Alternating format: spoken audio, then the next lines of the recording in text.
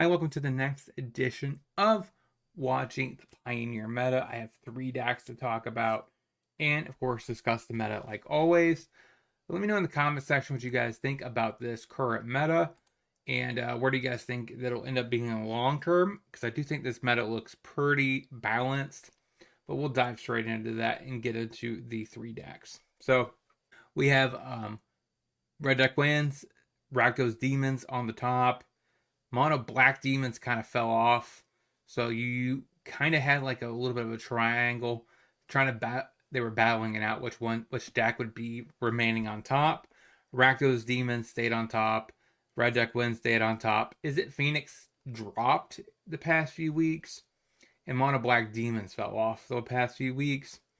A little bit of bump into Mill, Escape Shift Mill, was basically you mill your entire deck with a combo and then you just play Thassa's Oracle off of the little land.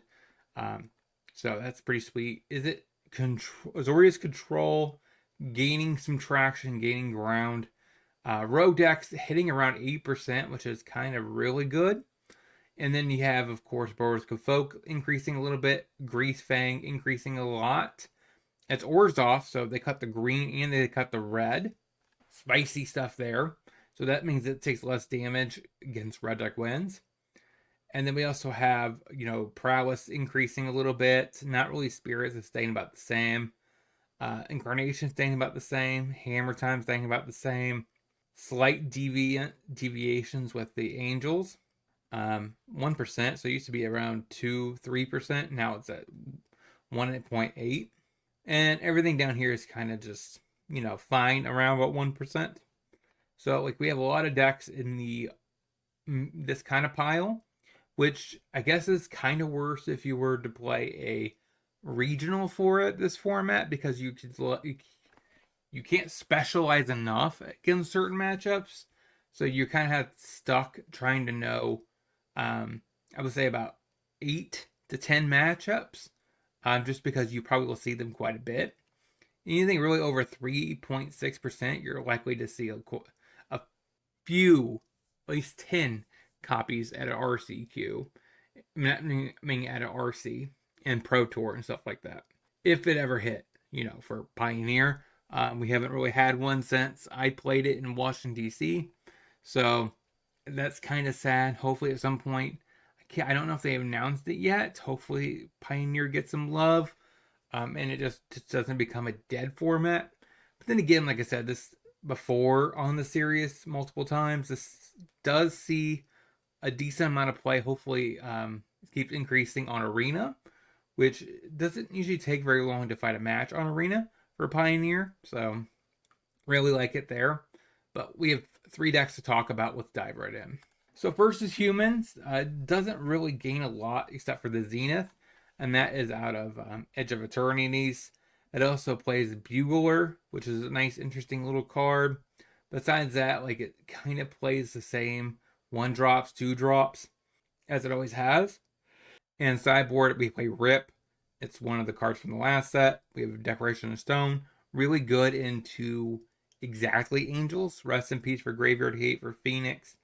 Wedding Announcement, great against mid-range pile, so good against Rakdos Demons.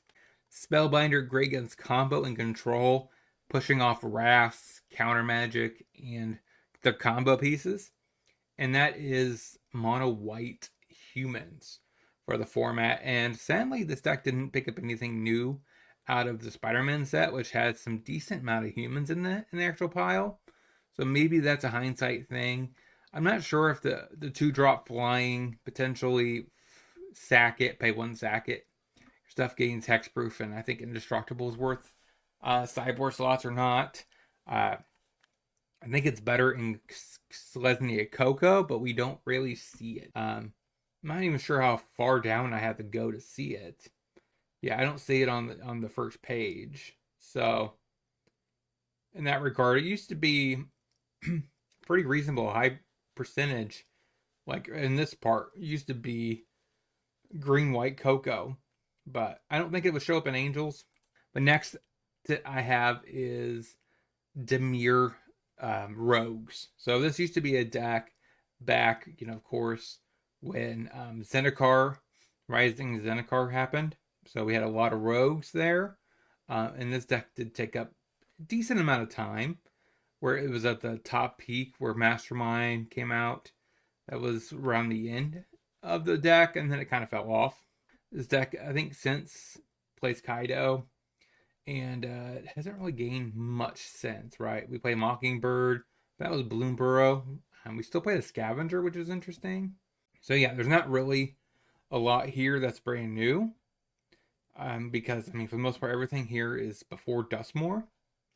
We have Ether Gust for Mono Red, Damping Sphere for Phoenix, also any other kind of combo deck like that, like Lotus Field, and Negate for the Blue Mirrors. So control, good against combo potentially. And we have Thirst for aggro, and Curiosity for grinding matchups like Dimir midrange, where we kind of just want to trim back on Scavengers most likely. Have these Thieves that you could just chip in, draw cards. Pretty good effect there. We have one more deck to talk about, and we'll get into the wrap up, or we'll get into the closing remarks about this video. So last is Rona combo showing itself back up again. The new twist, right? Now we're picking up red. We're playing VV because we're able to just do Rona. If we have VV down, we're able to just loop a Mox on repeat infinitely, trigger VV, which is a nice inclusion. I kind of wondered if this deck would be possible that you could play Rona combo and also the Cauldron for the backup plan. Because, I mean, is it Cauldron? It's a pretty decent card there. And having VV just getting counters after counters off of the Cauldron, potentially doing some work there seems pretty reasonable. But let me know in the comment section what you guys think. Could this deck be the Rona combo and also be like, is it Cauldron from Standard? Everything else in this deck, we have talent, Helix to balance the talent, make a bunch of 1/1s, stock up to dig for the pieces we want. This town ain't big enough to bounce the talent. We also have Graveyard Heat, more bounce effects, protection, from non-creature spells. We have Unable to Scream for removal, Cutter for a solid backup plan. We can cast 2 spells, make a bunch of 1/1s. So if they find hate for our Rona, we could do that. We also have Electro Dominance if we want out of the sideboard. Ral for grinding matchups. Dispute for blue-based matchups. And then we have this removal spell / drawing extra cards room. So it's 2 for one side, 5 for the other. So this allows us to go grinding, also remove a threat. I really like this card, especially I used to see play. I think it is Nib Mizzet, because I think it does technically count as a 2-color card. But let me know which one of these decks you guys find the most interesting. All these decks will be in the description below. Like I said in my standard video, this video is more to get people to play more spicy decks. That way this meta isn't becoming stale, and we see a bunch of, a huge amount of red deck wins or an unhealthy balance at the top.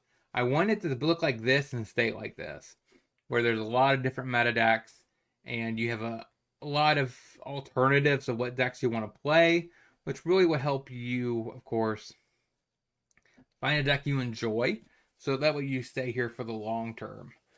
So let me know all what you want me to know in the comment section, and I'll talk to you guys next week. Actually, also, going forward, I will be starting to stream Magic the Gathering on Twitch, so if you're interested, go check that out. You'll be starting to see a video or 2 every week pop up here for Magic the Gathering. If you have any information which decks you guys want me to try there, let me know in the description below. Primarily, it will be Pioneer, like always. So I will be starting to bring more Pioneer content back on the channel. And like I said, I will be streaming Pioneer on Tuesdays, because usually Tuesdays the night typically the new set drops on Arena. So that's kind of why I went with it. And also I went with Pokemon on Thursdays, because typically that is the night that Pokemon drops new sets on the client. So That's kind of my reasoning. The other 2 nights are One Piece, so Monday and Wednesday you'll see me streaming One Piece. But come check me out.